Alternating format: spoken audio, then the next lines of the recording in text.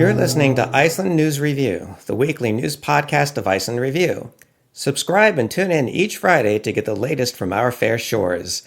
I'm Andy Sophia Fontaine, and these are the week's top stories in Iceland. First up on Iceland News Review, Iceland's presidential race just got a lot more exciting. Last week, we reported that political scientist Baldur Þórhallsson had a decisive lead over every other candidate hoping to be elected Iceland's next president come June 1st. However, we cautioned that even though it seemed like Baldur's race to lose, anything could happen between now and Election Day. Well, things are certainly happening. First of all, comedian, writer, actor, and former Reykjavik mayor Jón Gnarr announced that he was also running for president. This did not come as a great surprise to people. This is because, as has been the case with every other presidential candidate throughout this election cycle, Jón Gnarr also at first hinted that he might run, then announced that he would announce whether or not he would run, and then made his formal announcement that he was running for president. The running joke amongst everyday Icelanders has been that announcing you will make an announcement about running for president is the same as announcing you're running, because no one makes an announcement to say, I am not running for president. Now, it would take entirely too long to go into all the presidential candidates in detail. And by that I mean there are, at the time of this writing, over 60 people running for president of Iceland. And I would be remiss if I didn't also mention the most unusual presidential candidate of all, Snæfellsjökull. That's right, as in the glacier. The team behind this candidacy say that entering the glacier into the race is due to the fact that, quote, Snæfellsjökull is already an emblem of Iceland and a custodian of geocultural wisdom, representing the very essence of stability and sustainability. With a towering presence and serene demeanor, Snæfellsjökull embodies a balance of steadfastness and adaptability, qualities much needed in today's rapidly changing world. End quote. And to be fair, Snæfellsjökull does meet the conditions of being an Icelandic citizen and is at least 35 years of age. How the mountain glacier will fulfill presidential duties such as signing bills passed by Parliament in order to make them laws is a whole other story.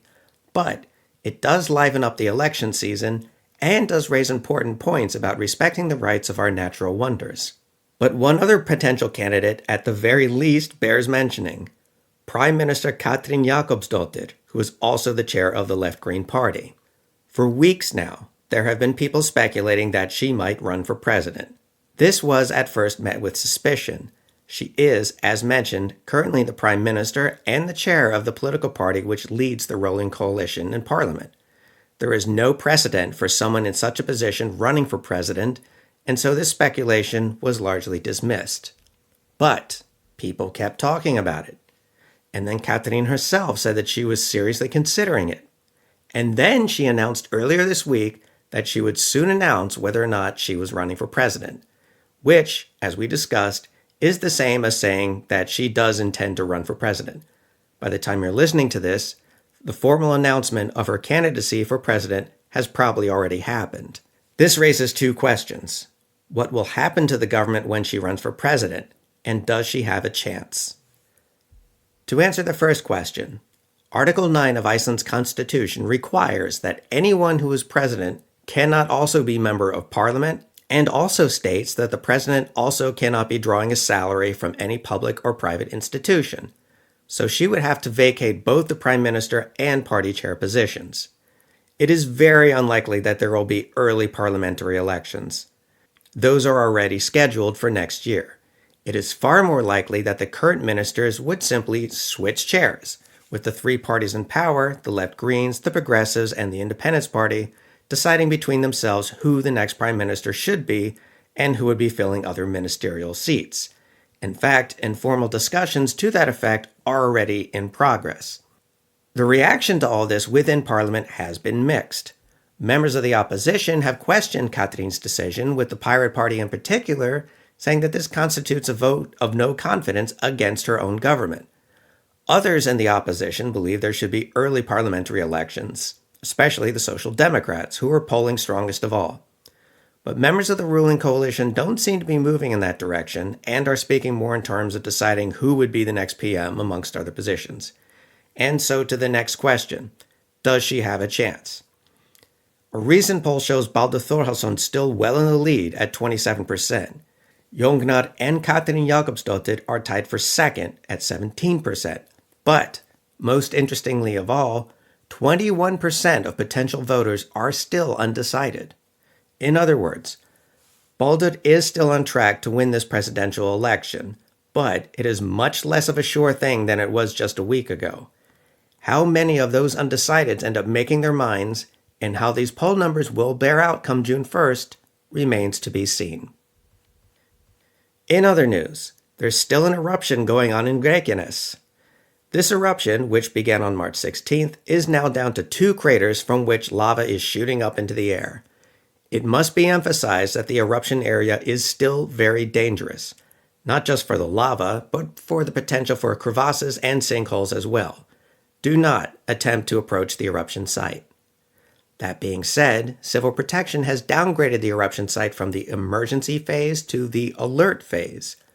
Despite international reports to the contrary, the emergency phase applied solely to the eruption site, not to the country as a whole. In any event, this could mean the reopening of the Blue Lagoon as early as today, so stay tuned to Iceland Review for the latest update on that situation. A 9-year-old child was spotted driving a stolen taxi in Reykjavik shortly before Easter vacation.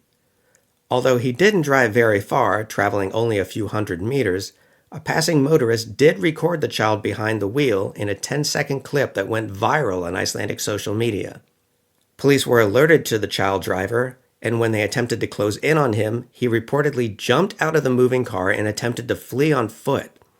While he was apprehended, charges were not filed on account of him being 9 years old. Lastly on Iceland News Review, Geysir will soon be getting a makeover. Renovation plans for the popular tourist spot will soon be put into action. This includes the construction of new walkways and other features designed to both improve safety and open greater access for guests. For those concerned, not to worry. Geysir will still be open to the general public during these renovations. It is expected that they will be completed in autumn of this year. Next up, the weather this weekend.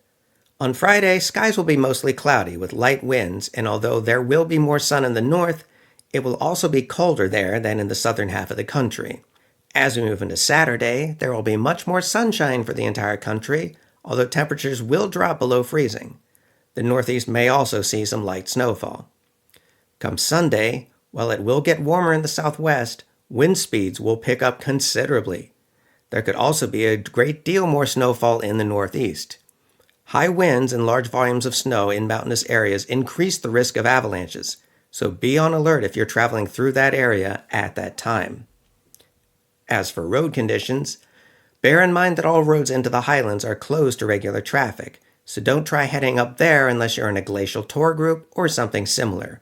Also, avoid the eruption site at all costs and do not stop by the site of Reykjanesbraut to photograph or film the eruption. Apart from that, roads are fairly well passable around the country, although they may be slippery in the east, in addition to blowing snow in the northwest. If you enjoyed this episode, be sure to like, subscribe, and follow us on social media, whether it be Facebook, Instagram, or X. For all your travel needs in Iceland, be sure to visit n.veður.is. That's en.vedur.is, as well as road.is and safetravel.is. Through these 3 websites, you'll get up-to-the-minute information on weather and road conditions, as well as possible incoming natural events. By staying updated through these sites, you'll not only save yourself a lot of time and money, you'll also be able to enjoy Iceland with peace of mind. That's all for me this week on Iceland News Review. Be good to each other.